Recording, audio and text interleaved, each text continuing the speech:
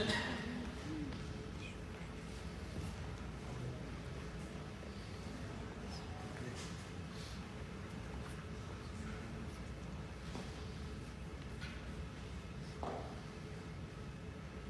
بس التصوير هنا مسموح. مسموح ها؟ ولا هو ممنوع مرة بس هنا مسموح. Allah يجزيك خير, Allah يحفظك. Normalement c'est interdit de photographier, mais aujourd'hui il tolère. يعني ممكن تاخذوا صورة بس ممكن صورة بس بدون فيديو. D'accord, il dit si vous voulez vous pouvez faire des photos et éviter les vidéos. أو ممكن تصوروني إذا أنا التفت. طيب هذه المدينة المنورة في زمن النبي عليه الصلاة والسلام. Donc ici c'est la ville de Médine à l'époque du prophète عليه أفضل الصلاة والسلام. طيب المربع هذا الذي في المنتصف هذا هو المسجد النبوي الشريف في زمنه. Donc la partie centrale c'est la mosquée du prophète sallallahu alayhi wa sallam. طيب أبواب المسجد هذا الباب اسمه باب جبريل عليه السلام. Donc la porte qui clignote c'est la porte de Jibril. طيب سمي بباب جبريل لأنه كان سيدنا جبريل يدخل منه إذا دخل إلى النبي عليه الصلاة والسلام. Donc on l'appelle la porte de Jibril parce que c'est la porte par laquelle Jibril venait pour voir le prophète sallallahu alayhi wa sallam. طيب هذا باب السلام. Ici c'est la porte de Salam. طيب هذا الباب الوحيد الآن الذي يدخل منه الرجال إذا دخلوا لزيارة النبي عليه الصلاة والسلام. Donc ça c'est la porte unique qui existe aujourd'hui lorsque les hommes rentrent pour saluer le prophète sallallahu alayhi wa sallam. طيب هذا باب الرحمة. Ici c'est la porte de la miséricorde, Bab al-Rahma. الباب الشمالي. Ensuite la porte nord. طيب المكان هذا اللي داخل المسجد اسمه مكان أهل الصفة. Donc ici la petite partie clignotante c'est Ahl al-Sufa, c'était une partie qui était réservée aux pauvres qui vivaient à Médine.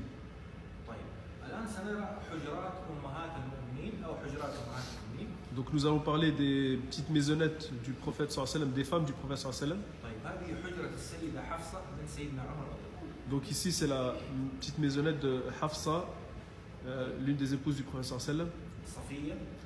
Ensuite Safiya, Ramla, Zaynab bint Jahsh, Salama, Saouda, Jouairiya.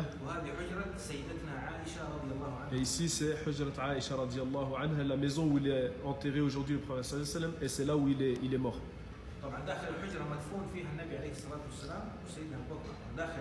Donc c'est dans cette maison où les compagnons avec le prophète sallallahu alayhi wa sallam sont enterrés. Parmi eux, donc il y a Abu Bakr Siddiq radiallahu anhu et Omar ibn al-Khattab. Donc il y a quelques demeures qui sont connues de certains compagnons ici sur ce plan. Donc ici il y a la maison de Abu Ayyub al-Ansari, celui qui a accueilli le prophète sallallahu alayhi wa sallam à son arrivée à Médine pendant la hijra.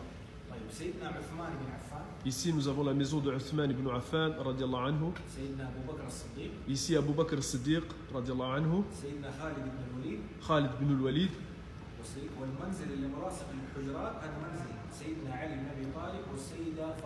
Et ici la maison qui est collée à la maison du prophète sallallahu alayhi wa sallam, c'est la maison de sa fille Fatima et de son gendre Ali ibn Abi Talib.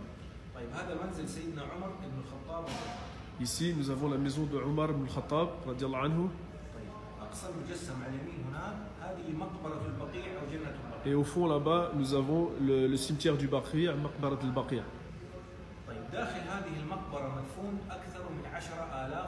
Donc dans ce cimetière il y a plus de 10 000 compagnons qui sont enterrés. Donc toute personne qui meurt aujourd'hui à Médine, elle est enterrée dans ce cimetière, le cimetière du Baqi'. Donc ici, on a ce qu'on appelle Saqif et Bani Saïda. C'est un endroit qui se trouve juste à côté de l'hôtel où on habite. Il y a une petite palmeraie. Hein, quand on sort de l'hôtel pour aller vers la mosquée, il y a une petite palmeraie. Donc c'est ce qu'on appelle Saqif et Bani Saïda. Et ça, c'est un endroit où les compagnons ils sont se réunis à la mort du prophète sallallahu alayhi wa sallam. Et ils ont fait une concertation pour savoir qui est-ce qu'ils allaient désigner pour succéder au prophète sallallahu alayhi wa sallam. Et c'est à cet endroit-là, dans la Saqif, qu'ils ont désigné Abu Bakr as-Siddiq pour être le premier calife de l'islam.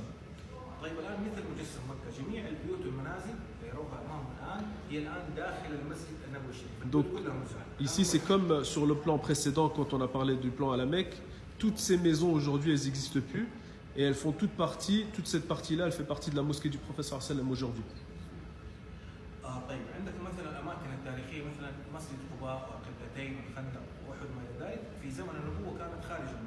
Donc tous les endroits qu'on a eu l'occasion de visiter, ou certains d'entre eux en tout cas, ils étaient à l'extérieur de la ville de Médine, comme la mosquée de Quba, comme la montagne de Uhud, comme Masjid al-Qiblatayn, la mosquée où il y a les deux directions, et voilà, ainsi de suite. طيب مساحة المسجد النبوي الشريف في زمن النبوة 1050 متر مربع. Donc la superficie à l'époque du prophète sallallahu alayhi wa sallam de sa mosquée, elle faisait 1050 mètres carrés. طيب حجرات أمهات المؤمنين الحجرة الواحدة مساحتها 3 متر عرض و3 متر. Donc pour ce qui est des maisons du prophète sallallahu alayhi wa sallam, la maison elle faisait 3 mètres sur 3. يعني تقريبا في حجم هذا المجسم وزيادة بسيطة. Donc c'est un petit peu la superficie de ce carré, ou un tout petit peu plus. Et ça, c'était une maison, ça. Vous imaginez, quand nous on dit une maison, on s'imagine cuisine, salle de bain, salon, sa chambre. C'était ça. Et dans ça, il faisait tout. Il faisait à manger. Ça fait la taille d'une salle de bain. Ouais. Impressionnant, hein, quand même. Hein. C'est dans cette superficie-là, dans cette place-là, que les gens y vivaient et ils faisaient tout ce dont ils avaient pour vivre, en fait. طيب هناك ناس يعني يحسبون ان هذه الحجره مثل المنزل اللي نعيش فيه، مثلا غرف نوم وحمامات ومطابخ، هي غرفه واحده داخلها غرفه النوم والمطبخ وكل ما يعني الواحد سبحان الله يشوف الزهد والبساطه اللي كان يعيش فيها. Donc ça revient à ce qu'on était en train de dire. Nous, quand on parle d'une maison, on a l'impression, tout de suite dans notre esprit, on pense à un salon, une cuisine, une salle de bain, une entrée, un balcon, etc. Alors que la maison, c'était quelque chose de très simple, très éphémère. Et c'était dans ces endroits-là qu'ils faisaient tout. Ils faisaient à manger, ils dormaient, ils vivaient, ils faisaient leurs relations sociales. Donc c'était vraiment très très limité. Mais dans cette partie-là, c'était leur vie en fait qui se déroulait. Et il dit aujourd'hui, nous vivons dans des demeures où on vit dans des grands espaces et on se dit, mais là on est dans des endroits tout exigus. Donc c'est... hein, c'est On ne pourrait pas supporter de vivre. comment? Aujourd'hui, on ne pourrait pas. On ne pourrait pas vivre comme ça. Ben non, les gens aujourd'hui ne supporteraient pas de vivre comme ça, de cohabiter dans une seule et même pièce, de tout faire dans une seule et même pièce. Ben, Ouais, je veux dire, c'est vrai. c'est pas donné à tout le monde, surtout pas à notre époque. Quoi. Non, non. اي سؤال سيد الكريم اي سؤال. Si vous avez des questions, Ça veut dire que les compagnons, ils avaient des plus grandes maisons que le prophète. هي تقول بأن الصحابة رضي الله عنهم كانت بيوتهم أكبر من بيوت النبي صلى الله عليه وسلم. Il dit c'est vrai, c'était le cas.